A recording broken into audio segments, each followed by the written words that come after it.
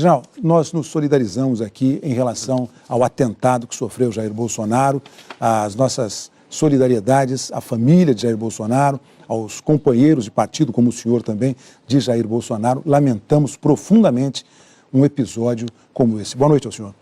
Boa noite, Heraldo, boa noite a todos, boa noite àqueles que estão acompanhando. Realmente é mais do que um atentado ao Bolsonaro, é um atentado à nossa democracia. Mas o que eu quero destacar é que hoje é 7 de setembro, dia da união de todos os brasileiros, dia da nossa independência. E é essa a mensagem que a equipe que trabalha com o deputado Bolsonaro deseja passar ao nosso país. Eu já passo ao Fernando Gabeira, que tem a primeira questão ao senhor. General, uma das virtudes dessa nossa série é tentar entender como os candidatos a vice se comportariam na eventualidade de substituírem o candidato.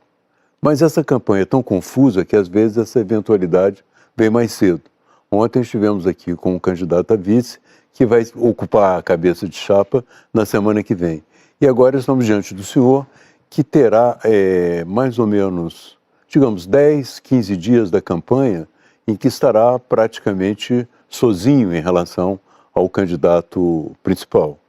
E eu pergunto ao senhor, como a campanha vai integrar esse acontecimento, como ela vai elaborar esse acontecimento e qual será o tom dela daqui para frente? E como será a divisão das tarefas? Muito bem, Gabeira. Nós estamos trabalhando com 3 vetores, né? O primeiro vetor era, obviamente, a recuperação da saúde do Bolsonaro. A partir do momento que ele está no Hospital Albert Einstein, após o extraordinário trabalho feito lá em Juiz de Fora, nós estamos controlando esse aspecto.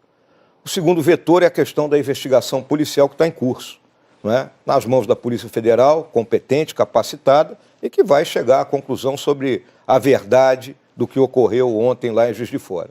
E o terceiro vetor é exatamente esse: como reorganizar essa campanha. Até então, não é, nós trabalhávamos com uma dupla muito bem afinada. Eu sempre costumo dizer que Bolsonaro é o nosso agitador, é o homem das massas, e eu sou propagandista, que trabalho com pequenos grupos. Então agora nós vamos sentar ali com o Estado-Maior da campanha, compete a mim aquela disciplina intelectual de seguir o rumo que ele vinha dando, até porque o candidato é ele, não é? E em mais 2 ou 3 dias nós vamos conseguir nos reorganizar e vamos aproveitar, né? Temos muito pouco tempo de televisão, vamos aproveitar vídeos que já foram feitos e outros que ele vai ter condições de fazer e outras ideias que vão surgir das equipes que estão trabalhando. General, o tom será mais ou menos o tom da sua entrevista de ontem à noite em Porto Alegre? Quer dizer, calma, serenidade, procurar se entender um pouco melhor em todos os campos. Como é que será o tom mesmo da campanha? Hoje o deputado Bolsonaro me ligou, eram 7h20 da noite. Né? Eu estava ali em Copacabana, junto com a minha filha, que veio de Brasília, com meus 2 netos menores. E exatamente o que ele me disse foi que nós vamos moderar o tom. Por quê? Qual é o nosso grande objetivo? Se nós vamos ser eleitos, nós vamos governar para todo o Brasil, e não para pequenos grupos. Então essa é a nossa visão, até porque fomos soldados a vida inteira, e quem foi soldado do Brasil sabe que a gente tem que manter a união. Sem união, a gente não chega a lugar nenhum. Pereira. As redes sociais sempre foram a grande força da campanha do Bolsonaro, porque não tem tempo de televisão, não tem estrutura partidária grande.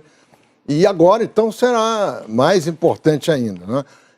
Como é que vocês vão usar as redes sociais, sabendo que nas redes sociais a maior parte das mensagens das campanhas é incontrolável.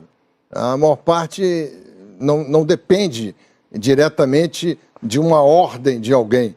Tem militantes espalhados. Os senhores têm condição de controlar essa militância para não deixar que o tom da campanha nas redes sociais seja um tom agressivo? A gente não tem condições de controlar 100% disso aí, não é, Merval? Isso é uma realidade. Agora, nós estamos difundindo pequenos vídeos, não é? Eu mesmo já fiz uns 2 ou 3, não é? Mandando o pessoal, né? Vamos raciocinar, vamos focar. Qual é o nosso foco? O nosso foco é difundir as ideias do Bolsonaro, as nossas ideias de campanha, as nossas propostas para o país, que é o que eu considero fundamental numa campanha, em vez de ficar todo mundo se atirando abaixo da linha da cintura, como já estava meio que ocorrendo, e que acaba levando a incidentes dessa natureza. Andréa Sadi. Candidato, queria falar um pouco sobre as primeiras reações ontem da campanha do Bolsonaro a esse atentado. A primeira coisa que o senhor disse ali foi o seguinte, abre aspas, se querem usar violência, os profissionais da violência somos nós, fecha aspas. Depois o senhor disse que se referia ali ao Estado, né? Mas o Bibiano, que é o presidente do PSL, um dos principais coordenadores da campanha do Bolsonaro, disse à Folha ontem o seguinte, abre aspas, agora é guerra, fecha aspas. O que está valendo? Agora não é hora de apaziguar os ânimos? De fato, com qual dessas declarações a gente deve ficar em relação à campanha de vocês? O normal que acontece, né, quando ocorre um acidente, né, dessa natureza, um incidente traumático, né, a pessoa tem que ter muita calma, né, aquela velha frase aí, muita calma nessa hora. E realmente, né, se subiu um pouco o tom, mas depois, atenção gente, vamos baixar o tom, porque não é caso de guerra, né? E, como eu disse aqui, a investigação do assunto é responsabilidade da Polícia Federal.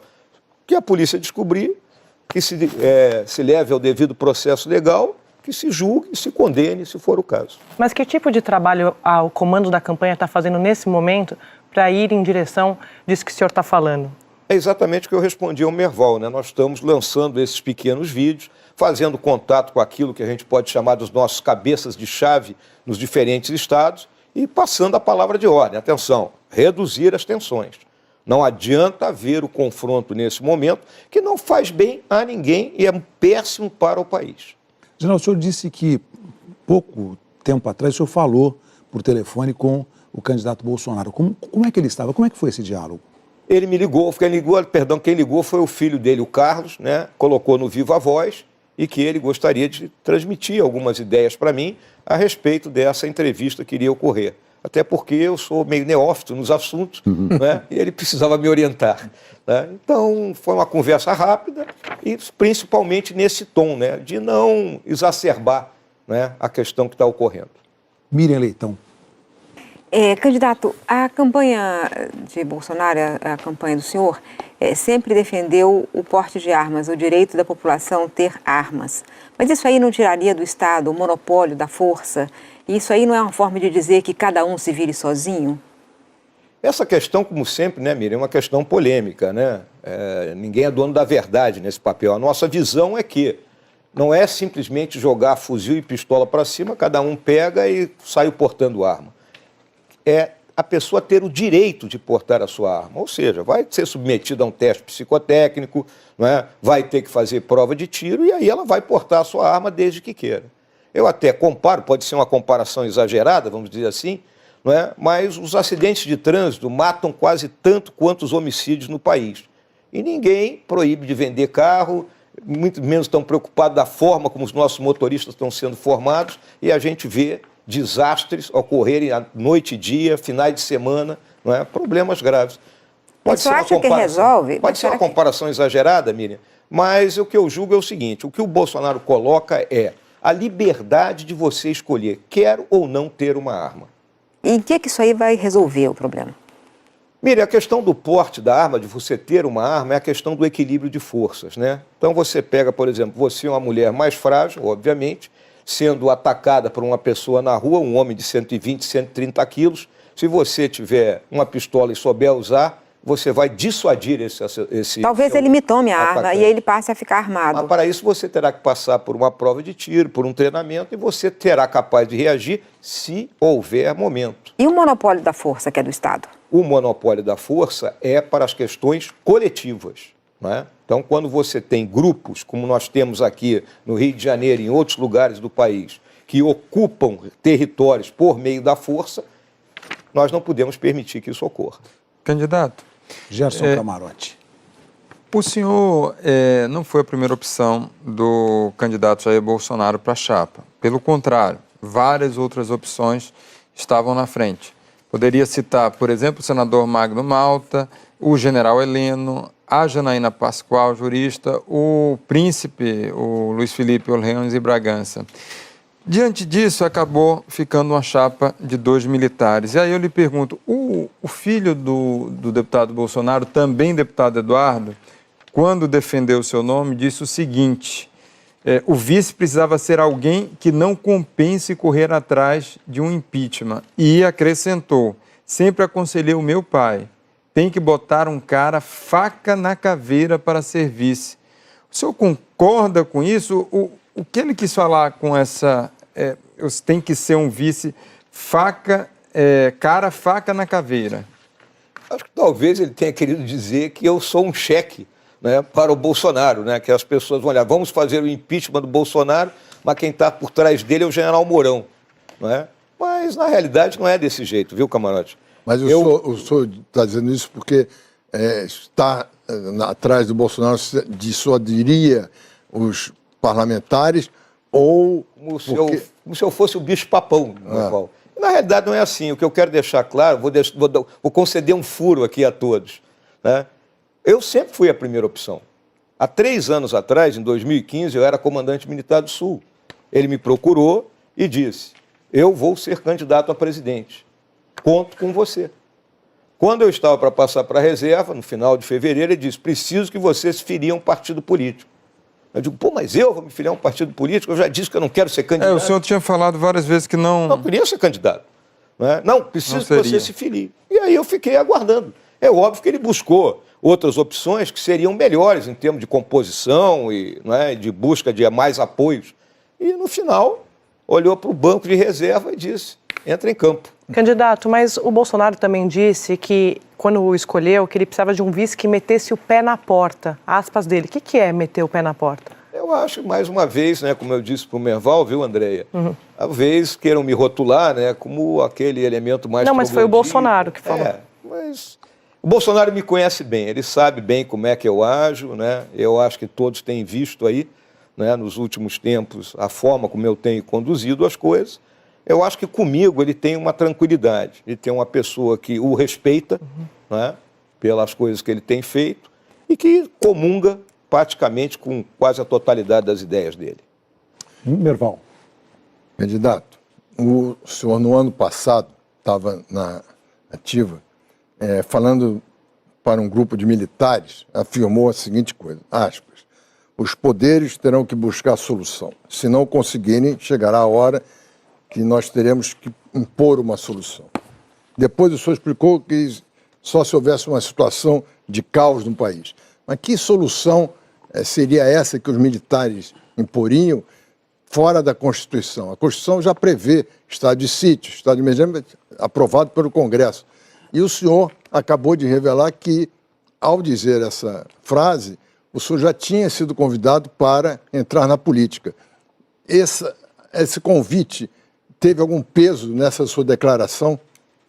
Julgo que não. Essa declaração, Merval, foi respondendo uma pergunta hipotética numa palestra na loja maçônica lá em Brasília, realizada em setembro do ano passado. Aí o perguntador ele até meio que se enrolou, invocou o artigo 142, Eu também não estava bem preparado para responder a pergunta naquele momento, Já era o último lance do debate, Mas ficou aquela ideia de que eu estava pregando um golpe militar. Essa foi a ideia que foi passada. E eu em nenhum momento preguei golpe militar. É uma questão de, quando você olha a missão constitucional das forças, tem uma missão que eu considero que ela é uma coisa... Como é que interpretar isso? Que é a tal da garantia dos poderes constitucionais. Como é que a gente garante os poderes constitucionais? Mantendo a estabilidade. E se um poder não consegue mais cumprir a sua finalidade, o que nós fazemos? Então é uma discussão que nós temos tido aí ao longo dos tempos, porque está escrito na Constituição. Mas o senhor, então, admite que as Forças Armadas podem intervir se julgarem que um poder está inerte ou está em perigo? Eu vou colocar aqui para ti, Merval. Eu vejo que o Brasil tem 4 objetivos nacionais permanentes: integridade do território, integridade do patrimônio, democracia e paz social. Quando você fala em integridade do território, integridade do patrimônio, é defesa da pátria. E quando você fala democracia e paz social, você está vendo as outras 2 missões, que é a garantia dos poderes constitucionais e a garantia da lei e da ordem. Mas, general, sempre a pedido por solicitação de um dos poderes, não é por conta própria. Pois é, mas quando a gente vê que pode ocorrer uma anomia, nós estamos falando aqui numa situação hipotética, né? Isso é hipotético. Quando você vê que o país está indo para uma anomia, na anarquia generalizada, que não há mais respeito pela autoridade, grupos armados andando pela rua. Mas não está na Constituição. A letra da Constituição não estabelece essa possibilidade. Isso é uma possibilidade fora. Porque, Heraldo, toda missão tem que haver uma interpretação. O comandante, no item 1 do estudo de situação do comandante, é interpretar a missão. E não é não fácil existe interpretação, né, general? Porque a letra, vamos tratar da literalidade da Constituição e o guardião da Constituição é o Supremo Tribunal Federal que interpreta. Só que a garantia dos poderes constitucionais não é por iniciativa de qualquer um dos poderes. A da lei e da ordem, sim. Miriam Leitão. Eu quero continuar nesse assunto. O senhor ontem disse em Porto Alegre que a democracia é o nosso bem maior. E eu quero entender melhor exatamente em que situação esse bem maior pode ser sacrificado, na opinião do senhor. Exatamente, Miriam, quando há anarquia. Quando o país está... Agora há? Agora não. Nós temos tido turbulências, né? Temos tido momentos aí que as coisas ficaram meio complicadas, mas não estamos chegando no nível da mas isso que ele está falando, ele faz direito, é o seguinte: não existe na Constituição a possibilidade das Forças Armadas agirem por conta própria. Existe apenas, assim, ela atende a comando de poderes institucionais brasileiros. É esse ponto que a gente não está entendendo muito bem. E para reforçar, eu queria lembrar uma frase do senhor que diz o seguinte: por que não vamos derrubar este troço todo? Até chegar o momento em que ou as instituições solucionem o problema político, a relação do judiciário, retirando da vida pública esses elementos envolvidos em todos os ilícitos, ou então nós teremos que impor isso. É sobre isso que o senhor está falando? Exatamente. O que acontece? Como eu te disse, foi uma pergunta feita ali no final de um debate, não é uma pergunta mal feita e também mal respondida por mim. Tá? Foi mal respondida. Passou uma imagem de que eu estava pregando um golpe militar. Pois é, mas é exatamente isso. E não é isso que eu prego. Mas se não está na Constituição, uma intervenção é golpe. Vamos ver o seguinte: responsabilidade. Né? As Forças Armadas têm a responsabilidade de garantir que o país se mantenha em funcionamento. Cruzamos os braços e deixamos que o país afunde? A política não tem como mediar isso? Se a política não estivesse mediando. Olha a situação que eu estou colocando, Cristiano. É o momento em que a anarquia toma conta do país. Não está acontecendo. Volto a dizer. Mas em qualquer hipótese. Em qualquer hipótese, uma intervenção Quem é que vai decidir que a situação está de anarquia, nesse limite que o senhor está Para isso colocando? Existe comandante, né? O comandante teria que decidir, não seria iniciativa. Mas o comandante quem? O presidente da República? O próprio presidente da República, ele é o comandante em chefe das Forças Armadas, ele pode decidir isso. Ele pode decidir empregar as Forças Armadas. Aí você pode dizer... Mas tem regras, é só o Congresso Nacional. É um autogolpe. É um autogolpe, você pode dizer isso. Mas é o Congresso que tem que decidir. É um autogolpe também. Quer dizer, o senhor admite a possibilidade teórica de haver um autogolpe? Já houve em outros países, né? Aqui nunca houve. Mas aqui o senhor admite, na situação do Brasil, no nível de avanço democrático que o Brasil já conquistou? Não acho que vai ocorrer, camarote. Não acho que vai ocorrer. Eu respondi a uma hipótese, né? Trabalhamos em cima de uma hipótese, eu tenho dito em todas as vezes, já me perguntaram esse assunto várias vezes, né? Que era uma hipótese. Eu não vejo no momento que o Brasil está vivendo, com todas as dificuldades que nós temos, com um Congresso com muita gente envolvida em atos de corrupção, com o Executivo sem conseguir realizar suas tarefas, às vezes com as reclamações que nós temos em relação à lentidão do Judiciário, à falta de ação do Judiciário, mas prosseguem funcionando as instituições brasileiras. E o nosso comandante, vou colocar o Eduardo Vilas Boas, ele tem deixado isso muito claro todas as vezes. E qual foi o tripé que ele se manteve nesse tempo todo? Legalidade, estabilidade e a nossa legitimidade. Candidato, o senhor disse recentemente, quando foi indicado a vice do candidato Bolsonaro, a seguinte frase: que o Brasil herdou a cultura de privilégio dos ibéricos, a indolência dos indígenas e a malandragem dos africanos. O senhor já tentou se explicar, mas acabou reforçando esse pensamento. Esse tipo de afirmação, ele não reforça estereótipos?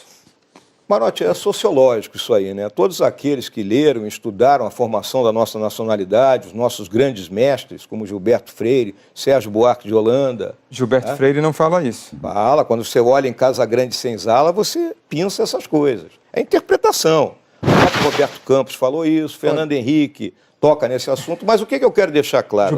Gilberto Freire fala o oposto. O Casa Grande Senzala é justamente dessa boa influência da miscigenação brasileira. Exatamente, a miscigenação nos trouxe essas características. Isso não é defeito, são características. Mas candidato, é uma tese superada. Essa tese é completamente superada pelos estudos antropológicos, E considerada racista, históricos. inclusive. Não, deixa eu deixar claro aqui a coisa. Eu servi a uma instituição, né, ao longo de quase 50 anos, que é a característica central do Brasil. Nós somos multiétnicos. Inclusive, vale o nosso exemplo. Na Segunda Guerra Mundial, a única divisão, a única tropa multiétnica era nossa. Então nós temos um profundo respeito, e é só olhar para mim. Eu sou o produto dessa mistura de raça que nós somos. Candidato, a sua ascendência não melhora essa frase, né? A nossa ascendência aqui, todos nós temos uma ascendência parecida, ela é muito forte. O senhor está falando da indolência dos índios e da malandragem dos negros. O que o senhor realmente quis dizer com isso? A malandragem não significa que você está no erro das coisas. O que é a malandragem? É você ter a capacidade de solucionar situações inusitadas, não é, com linhas de ação diferentes daquelas ortodoxas. É o que se cansa de falar da capacidade do brasileiro. O brasileiro tem a capacidade de superar problemas, não é, trabalhando de forma distinta de outros que seriam mais quadrados, digamos assim. Você falou em tom de crítica, né? Você falou em tom de crítica, num contexto de crítica. Eu ouvi bastante, eu ouvi o que o senhor falou. Não era crítica, o senhor estava justificando as nossas dificuldades com essa frase. Falando que precisa superar isso, essa herança. Eu estava falando da nossa herança cultural. Nós temos que saber quem nós somos. E nós temos essas capacidades. Nesse ponto eu escapo um pouco das teorias sociológicas e vejo pela minha experiência pessoal. Grandes estradas brasileiras foram construídas na trilha dos índios. Eu andando de carro por elas, eu fico cansado. Eu imagino como essa gente não andou pelo Brasil. Então, na verdade, eles não são tão indolentes assim, eles andam demais. O senhor mesmo sabe que lá os Yanomamis cruzam do Brasil para a Venezuela, da Venezuela para o Brasil. Então, eles têm uma vida bastante difícil. É a forma, a natureza. Eu conheço bem o Brasil, né? Como eu disse, eu trabalhei em todos os lugares, morei. Não foi aquele que foi lá, passou uma semana e achou que conhece tudo. E de Amazônia, 5 anos de Amazônia, sendo que 2 em São Gabriel da Cachoeira, que é o município mais indígena do Brasil. Lá no Rio Negro. Alto Rio Negro. Cristiana Lobo. Eu queria passar um pouco para a economia e perguntar para o senhor o seguinte: o programa de privatização do economista responsável pelo projeto do PSL, Paulo Guedes, é bastante ambicioso. Ele esteve aqui e defendeu a privatização da Petrobras, Banco do Brasil, Caixa Econômica, e, enfim, citou as empresas que foram criadas aí ao longo dos últimos anos. E eu pergunto ao senhor, o senhor concorda com a dimensão aí desse programa de privatização de Paulo Guedes? Inclusive o candidato Bolsonaro esteve aqui e falou na privatização da Petrobras. É o que o senhor gostaria de ver no governo? Olha, quando você lê o próprio programa que está publicado, né, você olha lá na questão da Petrobras, que eles falam nas atividades de distribuição, refino, e não tocam no núcleo principal da Petrobras, que é a exploração, né, do petróleo. Então isso não está tocado no próprio programa. A minha visão é concordar com isso. Eu não acho que a Petrobras deva ser inteiramente privatizada. Em relação ao Banco do Brasil e da Caixa Econômica, é uma questão de não haver uso político dessas instituições. Eles têm funcionários competentes, capazes, que têm condição de gerenciar essas instituições. Agora existem outras empresas estatais, das 180 que nós temos, né, e sendo que 18... 103. 170 é alguma coisa, né? Sendo que 18 são efetivamente bancadas pelo governo, que são extremamente deficitárias, né? E na situação que nós estamos vivendo, com o déficit fiscal, não é, indo já quase para o 6º ano de déficit fiscal, a gente tem que tomar alguma atitude. São 143 empresas. 143. Minha cabeça não está muito boa. Candidato, não pode criar mais estatal nessa altura, mas o governo militar, ele foi intervencionista e foi estatizante. Foi o governo que mais criou estatais e o segundo governo que mais criou estatais foi o PT. O programa do partido, o programa da campanha e o que o Paulo Guedes tem dito é liberal, ao contrário. Eu queria saber a sua opinião. Quer dizer, o senhor acha qual o papel do Estado na economia? O que o senhor acha das estatais? Você está falando que tem que tomar alguma atitude, significa vender as empresas, é isso? Concordo plenamente. Eu acho que o Estado não tem mais que estar preocupado em exercer atividades que serão muito mais bem exercidas pela iniciativa privada. O papel do Estado é regular as atividades. Daí as agências reguladoras, que não podem ser utilizadas também como cabide de emprego, como vieram sendo utilizadas. Em relação a como a senhora iniciou a pergunta aí, a parte militar, nós tivemos o governo Geisel, extremamente estatizante, mas também tivemos o Castelo Branco, que tinha Roberto Campos e Otávio Gouveia de Bulhões, e foi o passo inicial, né? Foi um período muito curto de um pensamento mais liberal, mas foi, em geral, foi intervencionista. O senhor acha que eles erraram? Acho que Geisel errou. Acho. É minha visão. Só o Geisel, Médici não, ninguém. Médici diferente. Médici foi um governo diferente. Agora o Geisel foi o homem que realmente... O senhor acha que foi melhor? O Médici foi o melhor governo do que o Geisel? Foi, na minha visão, sim. Mas não foi o período mais duro da ditadura, da repressão? Miriam, essa questão da ditadura, né, isso é história, né? Eu sei que você teve a sua passagem, né, difícil aí nesse período, não é? Mas isso é história. Mas eu não falo por mim, eu falo pela história. A história terá que ser bem contada a esse respeito. Não é? Nós tivemos grupos organizados que tentavam implantar um outro tipo de ditadura, vamos colocar assim, atacaram o Estado se defendeu, e quando ocorre guerra, a primeira coisa que é vítima é a razão. O senhor tem dito, e também o candidato Bolsonaro, que o coronel Carlos Brilhante Ustra é um herói. E no período que ele ficou no DOI-CODE, 47 pessoas morreram. Eles estavam sob a custódia do Estado. E o senhor acha isso normal, que um herói deve fazer isso? Comandar um estamento militar, um local do Estado em que 47 pessoas morrem sob a custódia do Estado? Olha, os meus heróis não morreram de overdose, Miriam. Tá? Carlos Alberto Brilhante Ustra foi meu comandante quando eu era tenente em São Leopoldo. Um homem de coragem, um homem de determinação, que me ensinou muita coisa. E os mortos? E tem gente que gosta de Carlos Marighella, assassino, terrorista, autor de um manual que é explorado por todos os terroristas. Eu pergunto pelo Estado, o papel do Estado brasileiro naquele momento. Houve uma guerra, Miriam, houve uma guerra. Excessos foram cometidos? Excessos foram cometidos. Então o seu herói matou pessoas? Heróis matam. Eu queria também perguntar uma coisa para o senhor sobre a reforma da Previdência. Na reforma da Previdência, num hipotético governo, num possível governo Jair Bolsonaro e o senhor também, como é que vai ser a reforma da Previdência dos militares? Excelente pergunta, Miriam. Eu trabalhei nisso aí ao longo dos últimos 2 anos como secretário de Economia e Finanças do Exército. E aí, talvez até me estenda um pouco aqui, né? A medida provisória que hoje governa o salário dos militares, ela cortou aquilo que era considerado os privilégios, né? Então, o pessoal ia para a reserva, era promovido ao posto imediatamente superior, questão da pensão das filhas, a licença especial que era concedida por 6 meses a cada 10 anos que você trabalhava, e caso você não usasse, aquilo contava em dobro para a sua passagem para a reserva.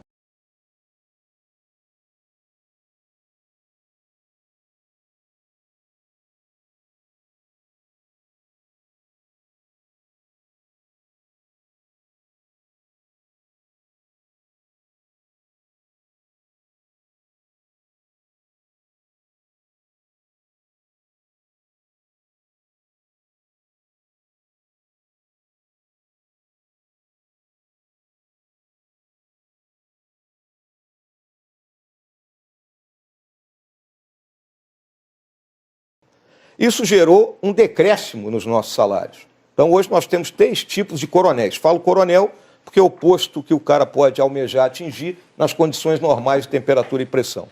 Nós temos os coronéis que passaram para a reserva antes de 2000, em 2000, que ganham R$18.000 brutos. Os que estão passando agora ganham 15 e os que vão passar em 2030 ganham 13. Tá? Então, houve já uma mini reforma, vamos colocar assim. O nosso gasto é um gasto que vem diminuindo. Agora, nós consideramos outras hipóteses, né? Aumentar o nosso tempo de serviço, né? Hoje, a rigidez que nós atingimos, né? Eu tenho 65 anos de idade, eu tenho certeza que eu poderia ter ficado mais 5 anos no Exército sem problema nenhum. Não é? É a questão da pensionista, né? Porque a gente continua pagando a pensão até morrer. Estou pagando a pensão aqui, mesmo que eu não tivesse para quem deixar. Não é? Então, a pensionista ela também continua pagando isso. São algumas ideias que nós discutimos com a área técnica do governo. Então, todos terão que ceder alguma coisa numa reforma da Previdência. Então, vai ter uma reforma também dos militares, porque hoje o déficit é de 42 bilhões esse ano, 42 bilhões o déficit dos militares. Esse déficit ele tem que ser encarado até porque é o seguinte, o governo não dá contraparte no caso dos militares. Não há contraparte do governo. Então, é um déficit que tem que ser melhor analisado. Cristiana Lobo. Candidato. Tranquila, Cristiana. Pode achar que eu estou mais nervoso. Hã? Eu estou mais nervoso, fica tranquilo. Não, até não estou nervosa, mas é porque eu estava esperando que o senhor falasse um pouco mais. Eu queria perguntar ao senhor qual seria o papel das Forças Armadas no eventual governo Bolsonaro-Mourão. Olha, as Forças Armadas já têm as missões muito bem definidas na Constituição, né? Elas têm procurado se ater a essas missões. Além disso, existem as ações subsidiárias, né, que nós viemos praticando, seja na distribuição de água no Nordeste, seja na ajuda nas calamidades públicas, seja na questão do emprego da engenharia militar, na construção de determinadas obras ou na fiscalização. Ações como essa do Rio de Janeiro, de segurança. A questão da garantia da lei e da ordem, nós viemos sendo empregados seguidamente, né? É uma missão complicada porque não se tem todos os instrumentos necessários, nós temos que agir quase como um algodão entre cristais, não é? A força ela tem que medir, dosar muito o que vai fazer para não ultrapassar os limites da missão dela. Um dos problemas que os militares encontram e reclamam é que um militar em ação no combate ao traficante no Rio e tal, não tem a proteção que tem, por exemplo, quando está na força da ONU, né? Então, o senhor acha que isso deveria mudar? O militar nessa missão deveria ter uma proteção maior? Eu julgo que com a última legislação que foi aprovada, né, que colocou nas mãos da Justiça Militar, né, incidentes dessa natureza, houve uma proteção maior. É óbvio que difere da ONU, né? Porque na ONU é um mandato, a ONU te dá um mandato e você está operando em outro país. Você operar no seu próprio país cai naquele caso, como a Miriam estava falando, dos problemas que ocorreram no período dos governos militares. Então é complicado você operar dentro do seu país contra seu próprio povo. Candidato, o senhor chegou a falar que o interventor federal aqui no Rio de Janeiro, na área de segurança pública, era um cachorro acuado. O que é que o senhor quis dizer com isso? O senhor é a favor ou contra essa intervenção que está acontecendo aqui no estado do Rio de Janeiro? Da forma como a intervenção foi colocada, ela foi colocada nitidamente com fins políticos. O Exército não foi ouvido. Nós recebemos a missão, houve uma reunião do nosso alto comando, dizendo, bom, é ordem, vamos cumprir, né? Mas a gente sabe que para agir nessa questão do combate ao narcotráfico, não adianta única e exclusivamente a repressão. Então você coloca um militar como interventor, porque teria que ser no Estado inteiro, ou seja, não só Não, tem que agir na área da saúde, da educação, da infraestrutura. Ter mudado o pesão. Tem que ser completa. A intervenção teria que ser política e militar. E militar. Na realidade, a intervenção não é militar. Na minha visão, né, é uma distorção nisso aí. Por quê? Porque o governo decretou intervenção na área de segurança pública. Ele podia ter nomeado o Heraldo como interventor, né? Mas nomeou o general Braga Neto. O general Braga Neto poderia ter ficado só como interventor. Por uma questão de manter a unidade de comando, que é doutrina nossa, ele manteve 2 chapéus, né? Interventor e comandante militar do leste. Já havia um decreto de garantia da lei e da ordem em vigor. Então ele passou a utilizar a tropa que já estava sendo empregada. Colocou um general na Secretaria de Segurança, mas nós não conseguimos agir no resto. Né? Então continua, um enxugar de gelo. A gente entra em combate com o traficante, vai lá, tira a barreira, né? Mas o Estado não entra como um todo. Nós saímos e o problema persiste. Não, Ministério da Defesa. Qual é o desenho que o senhor vê para o Ministério da Defesa? Foi idealizado no governo Fernando Henrique Cardoso a ser ocupado por um civil. O senhor admite a possibilidade de, no eventual governo de Bolsonaro e do senhor, um civil ocupar o Ministério da Defesa? Sim. O problema é que nós tivemos alguns civis pessimamente preparados para serem ministros da Defesa, né? Quais? Os primeiros ali que nós tivemos, né? O senador Elcio Álvares, tínhamos um que era funcionário do Banco do Brasil, Quintão, né? Até já me esqueci o nome dele. O próprio Jacques Wagner, né? O Jacques Wagner ser ministro da Defesa, brincadeira, né? Pô, até deboche com a força, né? Então, civis bem preparados, né, que conheçam, né, nós temos na área diplomática, mas nós por que temos o Jacques estudiosos da área Wagner de seria um deboche? Ele foi governador de estado. Vou lhe contar uma aqui, camarote. 2015, tá?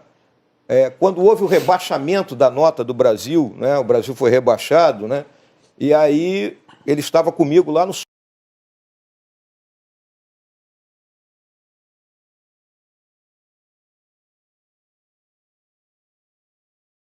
Né?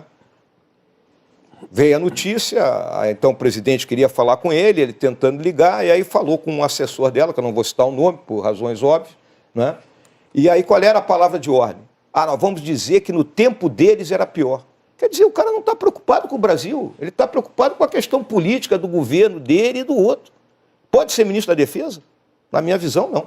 Candidato, o candidato Bolsonaro já disse que o governo dos senhores, se eleitos, vai ter um monte de militares. Para quais cargos? Qual que é o desenho que vocês estão pensando, que os senhores estão pensando? Eu acho que eu tenho respondido essa questão, Andréia. Existem pessoas competentes no meio civil e no meio militar. O que o Bolsonaro ele quer dizer é que nós precisamos de gerentes nos ministérios e não entregar um ministério de porteira fechada para um partido político ou para um político. Mas será para os militares? Não, não será para os militares. Mas o que é esse monte de militares que ele quer dizer? Eu acho que ele não vai chegar a esse ponto, né? Nós temos conversado a respeito, isso é mais uma figura de retórica dele, tá? Ele gosta de passar essa imagem. A minha visão, que eu converso com ele, vamos lembrar que eu sou um dos principais assessores dele, tá? É que nós temos que escolher gente competente. Então, se eu tenho você com extrema competência, né, para ser ministra de algum dos ministérios, eu vou colocar você, mesmo que eu tenha um outro militar que também tenha a sua competência. Entendeu? A questão-chave é competência e eficiência gerencial.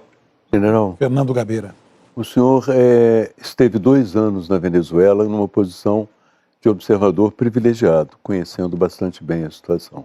Hoje nós vivemos uma grande crise na fronteira e a Venezuela está numa situação dramática. Há na política de Roraima uma tendência quase que unânime, mas uma forte tendência a pedir o fechamento da fronteira. Por outro lado, nós temos dificuldades em atender também, temos atender aos refugiados que chegam. Como é que o senhor vê a solução dessa situação? A questão da Venezuela é a crônica de uma morte anunciada, né, Fernando? Esse processo que lá ocorreu, iniciado ali com Chávez e o seu socialismo do século XXI, deu no que deu, né? A destruição total da economia do país, né? E a fuga dos venezuelanos. Os mais ricos foram para os Estados Unidos, para a Europa, a classe média está descendo aí para o Chile, para outros países latino-americanos, Colômbia, e os mais pobres é que estão vindo aqui para o nosso lado. Até porque, vamos olhar geopoliticamente, né? Vamos imaginar aqui, né, entrando ali pela Foz do Amazonas, subindo o Rio Negro, Canal do Cacequiari, Orinoco, né, que eu chamo de ilha, isso aí, é vazio tanto do nosso lado como do lado deles, né? Então há uma dificuldade até de transpor isso e a única rota é a Roraima.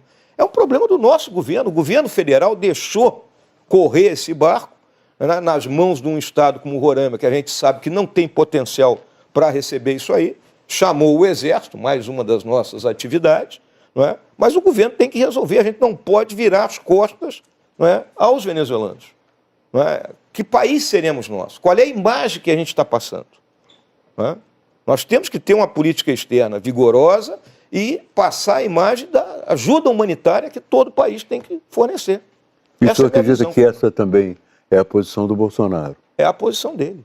É a posição da chapa? O que ele considera é o seguinte, não é um problema de Roraima, é um problema do Brasil como um todo, do seu governo federal. E a ideia de campo de refugiados dá uma imagem muito ruim, mas é mais no sentido dos campos de refugiados protegidos pela ONU, uma situação mais... Eu vivi essa situação em Angola, Merval. Né? Eu, quando estive lá na Força de Paz da ONU, os primeiros 6 meses de missão era aquartelar os guerrilheiros da UNITA com suas famílias. Então, aquartelei em torno de 5 mil guerrilheiros, mais as famílias foram 30 mil pessoas. Isso é um problema muito sério.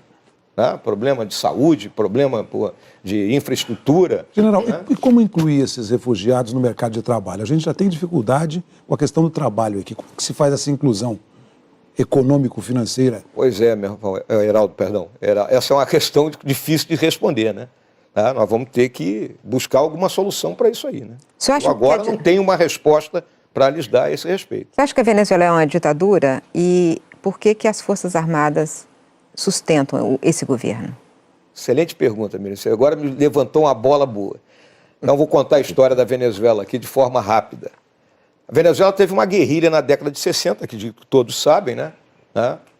Cubanos estavam lá, inclusive, com essa guerrilha, foi batida dentro do sistema democrático que eles tinham de então, que era o Pacto de Punto Fijo. Conclusão que eles chegaram: para impor o domínio na Venezuela, eles precisavam das Forças Armadas. Quem chegou a essa conclusão, um guerrilheiro chamado Douglas Bravo. Tá? Quem estudou a história da Venezuela conhece. Fernando deve conhecer. Conheço. Tá? Bom, nasceu Chávez dessa infiltração.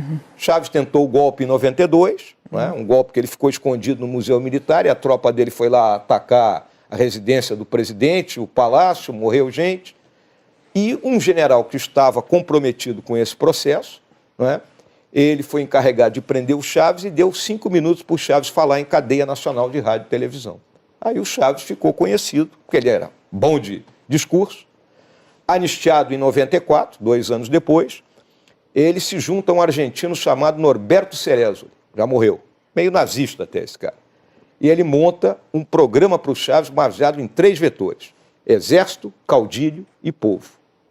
Aí o exército cooptado, Chávez o caudilho, e o povo abastecido pelas missões, não é? Que é o dinheiro do petróleo que era distribuído. Quando acabou isso aí, é a situação que nós estamos vivendo. A Força Armada comprometida, tem a milícia bolivariana armada, tem a reserva armada, fora os grupos de meliantes, de narcotraficantes que lá tem. Forças Minha Armadas visão, cooptadas, né? Cooptadas. Força Armada cooptada. Comprada no dinheiro. Tá? E aí, qual é a minha visão? Nas últimas reuniões do nosso alto comando do Exército, eu disse: a nossa próxima força de paz será na Venezuela.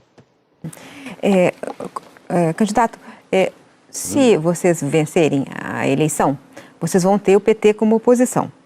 E o PT, como oposição, faz uma posição forte, insistente, dura. Como é que vocês vão se relacionar com essa oposição?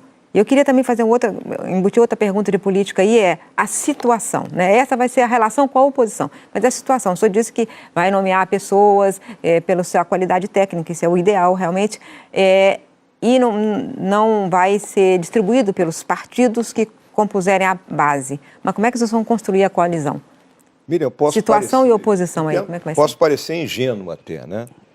Eu julgo que nós temos que trabalhar em torno de ideias e programas. Então, a minha visão, né, clara, a legislatura começa nova em fevereiro do ano que vem, né? O Bolsonaro tem que botar os projetos embaixo do braço, atravessar a Praça dos Três Poderes, ir ao Congresso, ir em rede nacional de televisão, apresentar o estado do Brasil, a situação que o Brasil se encontra e as medidas que têm que ser tomadas e necessitam do Congresso para isso. E, a partir daí, a gente construir na conversa com cada grupo que estará lá dentro. Aí tem gente que não vai concordar, tem gente que vai brigar. Cristiano está olhando para mim dizendo: general, o senhor é muito ingênuo. Né? Mas é a maneira como eu vejo, eu não vejo outra forma. Nós vamos cair na situação atual de oferecer ministérios em troca de apoio, oferecer estatais em troca de apoio. aí nós estaremos fazendo mais do mesmo. Mas, candidato, o Congresso que vai se reeleger é praticamente o mesmo. São os mesmos partidos e a gente acompanha bastante esses partidos, eles lidam exatamente com este método, chamado toma lá da cá. Como vocês pretendem fazer esse tipo de diálogo com esses mesmos partidos? E quero saber, emendando na pergunta da Miriam, se esse diálogo com o PT se estende para todas as esquerdas, porque no discurso do candidato Bolsonaro ali, ele faz muita crítica, né? Faz muitos ataques à esquerda. Deixa eu entrar nessa seara aí. Que é a tua, né? Que é a seara dele.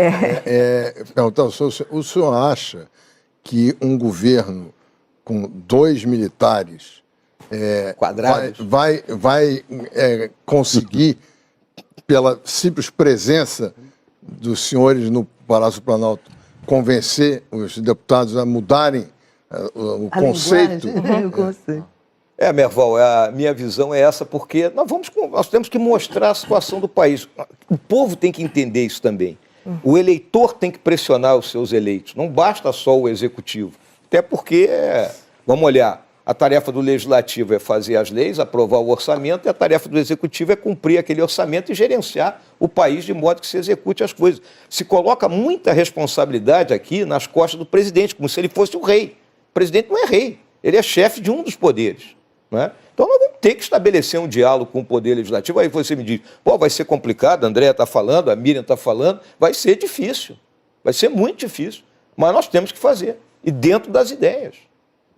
Dentro das ideias? Dentro das ideias. Não é dentro daquela tese de que... Se nós formos entrar nisso, é o troço que a gente mais critica, que todo mundo critica, aí seremos mais do mesmo.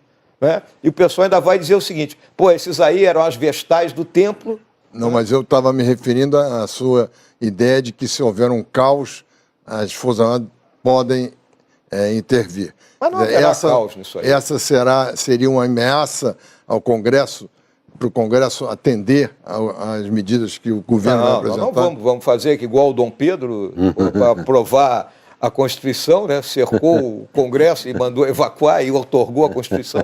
Não, isso já ficou para trás, né? Apesar de nós termos um príncipe da Casa de Orleans e Bragança no nosso partido. General, nós vamos fazer um pequeno intervalo. A Central das Eleições faz um rápido intervalo. Voltamos já com o segundo bloco dessa entrevista com o general Hamilton Mourão, candidato a vice de Jair Bolsonaro. Até já.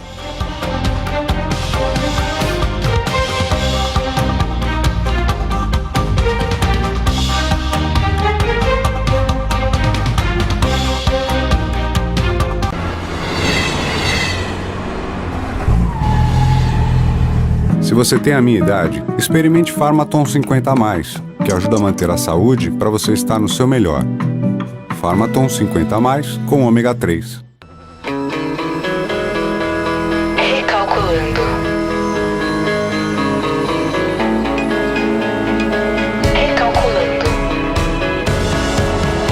Para você recalcular a sua vida de carro novo. Jeep Compass a partir de R$ 109.990. 24 vezes sem juros e até R$10 mil de bônus no seu usado. Vá a uma concessionária e troque agora o seu carro pelo SUV mais vendido do Brasil. Jeep Compass. Confira nosso simulador de investimentos. Seja qual for seu estilo, conte com uma opção de investimento com a sua digital. Banco do Brasil é estilo. Um banco com a sua digital.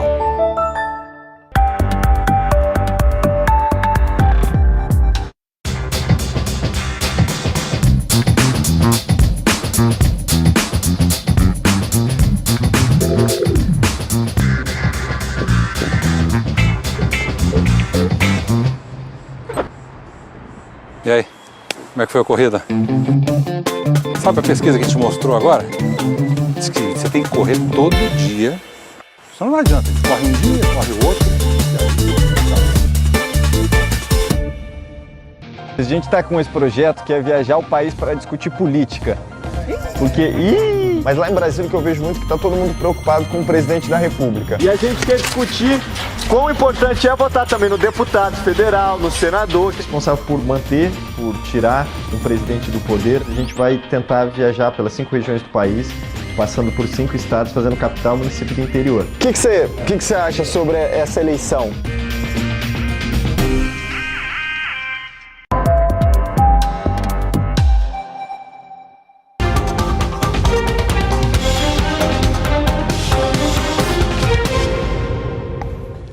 A Central das Eleições está de volta e hoje entrevista o general Hamilton Mourão, candidato a vice-presidente da República na chapa de Jair Bolsonaro, do PSL. General, nesse bloco nós vamos fazer assim, um bate-bola, pergunta-resposta, e eu já vou começar. No bloco anterior, o senhor disse que não concorda com tudo do seu candidato a presidente, Jair Bolsonaro. Qual é que é essa proporção? Concordância e discordância? Digamos assim que 90% eu estou com ele. 10% algumas coisas que às vezes eu acho que ele é mais incisivo, né? Que a gente pode ser um pouquinho mais light. Em que o senhor discorda dele? Vou pegar esse... Às vezes, né, quando, por exemplo, tem uma questão que ele fala aí na parte da educação, né, que passa uma imagem que não é a realidade, né? Talvez ele tenha até uma dificuldade de explicar aquilo, que é a questão do emprego de militares nas escolas, né? Então, na realidade, o quê? Nós temos experiências bem-sucedidas, né, em alguns estados da federação, do uso de policiais militares da reserva em colégio, não é? Mas não é aquela história que nós vamos ter colégio militar em tudo que é mais lugar alguma do Brasil, coisa? hein? Mais alguma coisa? Esse é o ponto mais... né? O resto fica por isso mesmo. Fernando Gabeira. O que o senhor acha e como deve se comportar o governo com o presidente dos Estados Unidos, Donald Trump? Olha, os Estados Unidos é um tradicional aliado nosso, né, Fernando? O Trump, né, ele conta com a má vontade de certa parte aí da imprensa. Ele foi eleito com um discurso que atingiu aquilo que eu chamo o core dos Estados Unidos. Eu também morei 2 anos nos Estados Unidos quando eu era adolescente, né? Então, por isso que eu até falo isso aí, né?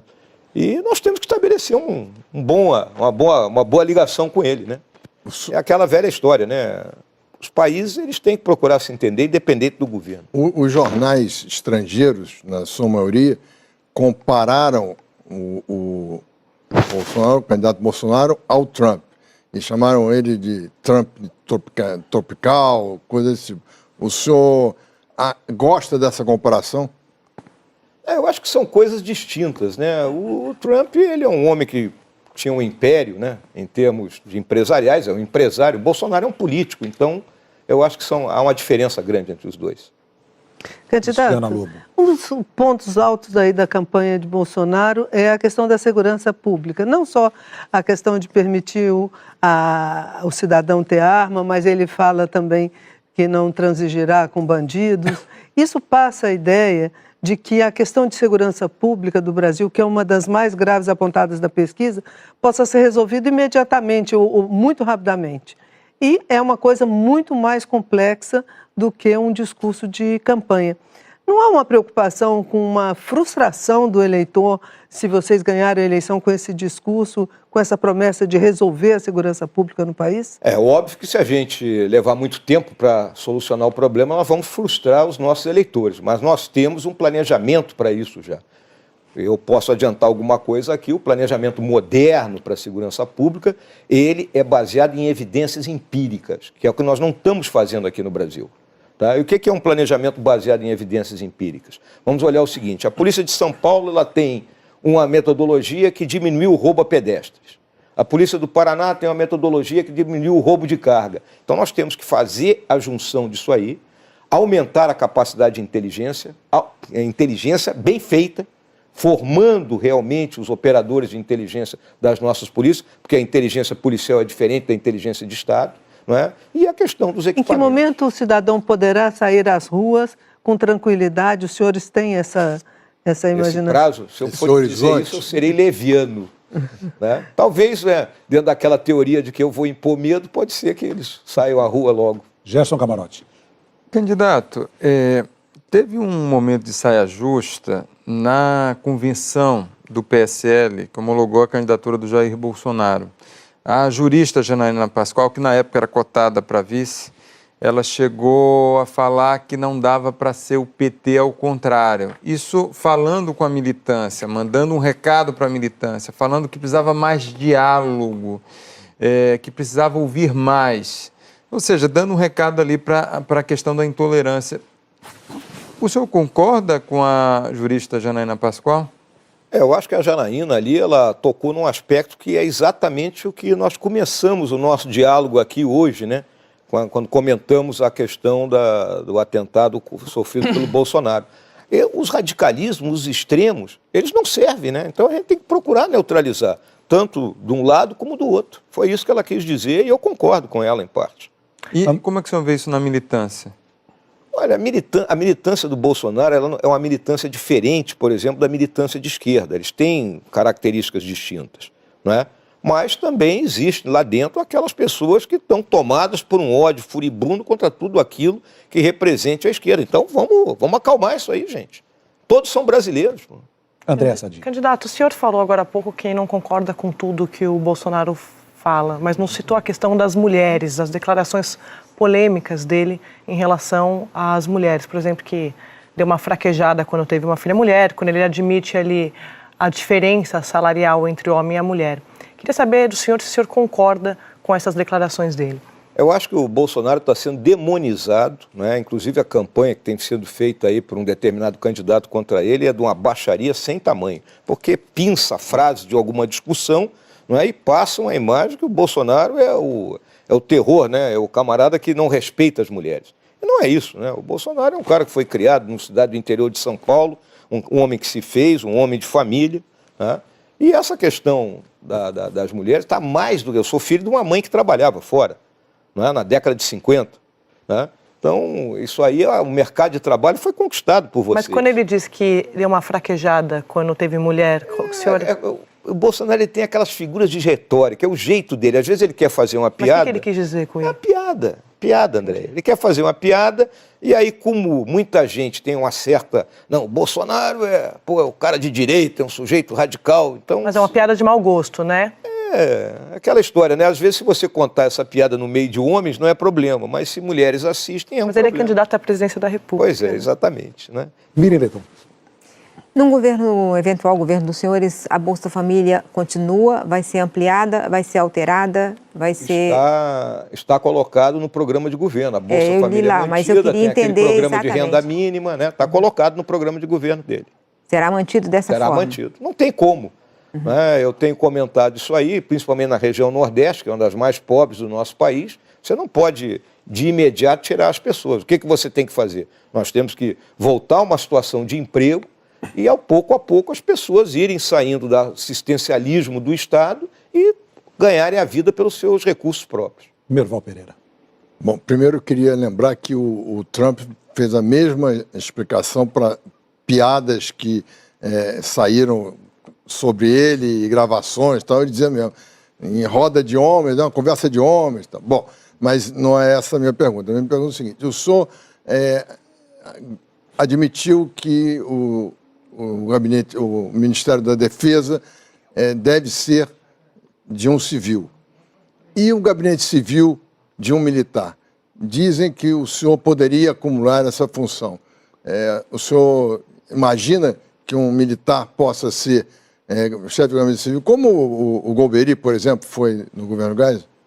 Aquilo que eu falei, Merval, pessoas competentes existem, né, em ambos os segmentos do nosso núcleo, né, vamos colocar assim.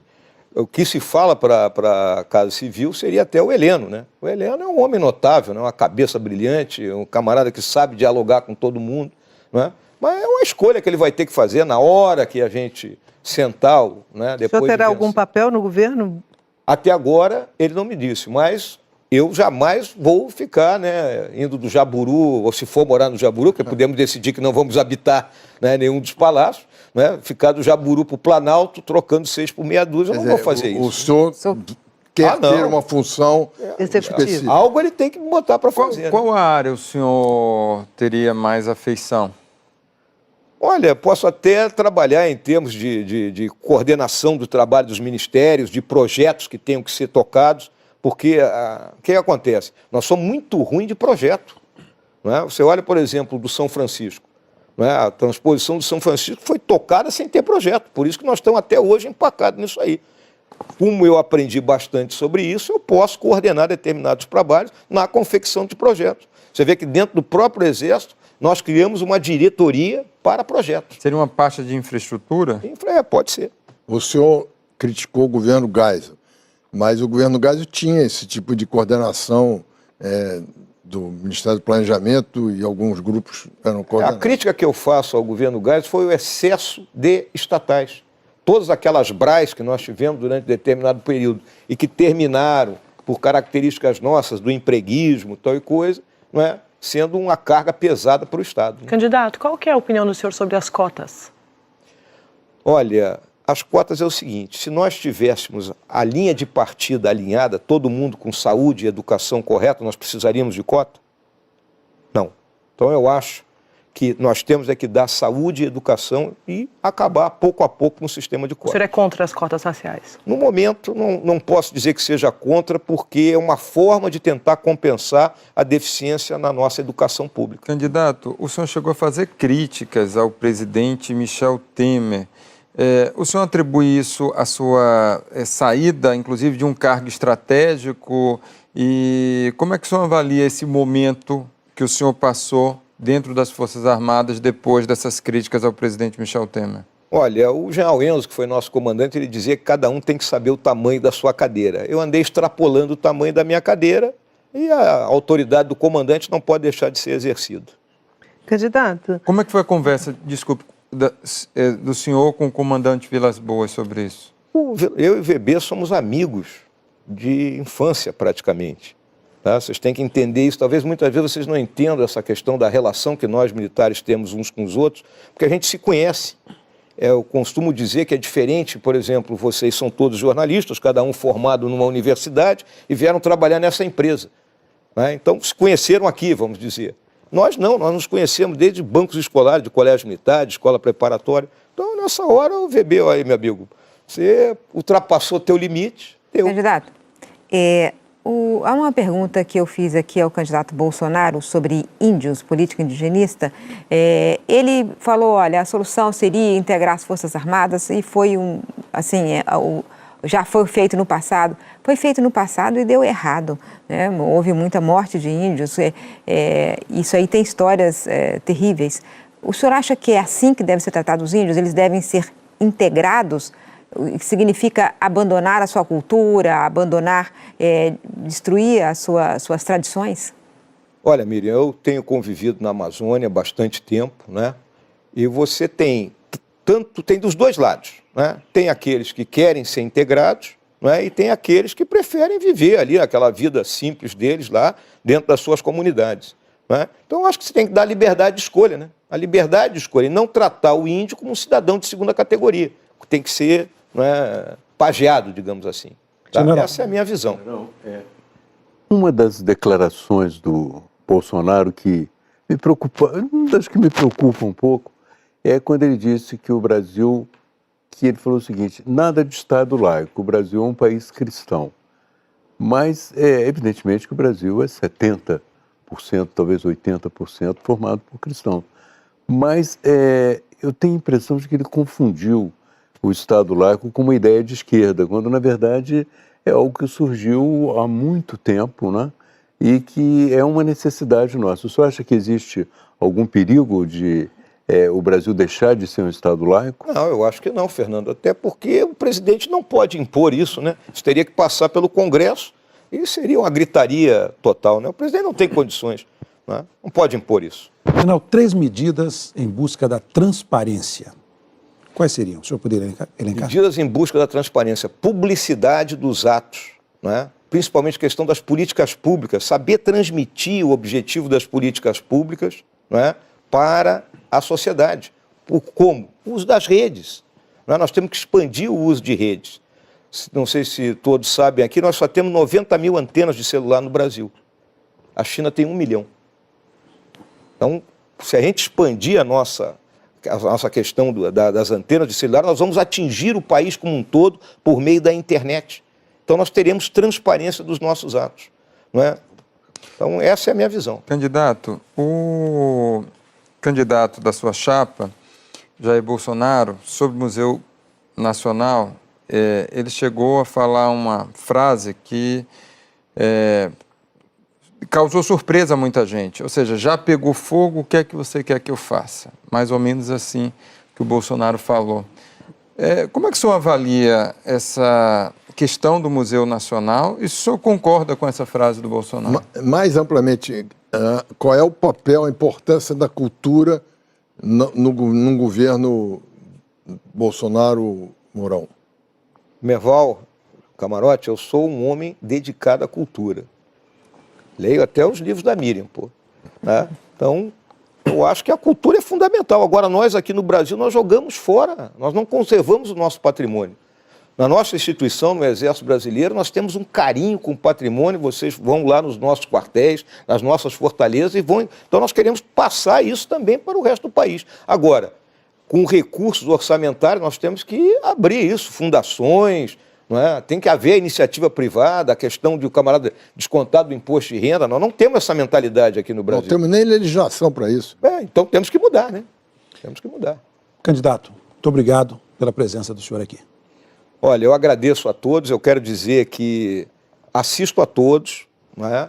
Acompanho o trabalho de cada um, sou seu leitor, não é? Há muitos anos, leio muito tudo que você escreve sobre economia, procuro aprender também, vejo a Cristiana com a Leilane todos os finais de tarde, a Andréia também, Camarote, e o Fernando é uma figura ímpar. Heraldo, grande amigo. Muito obrigado a vocês, hein? Foi maravilhoso.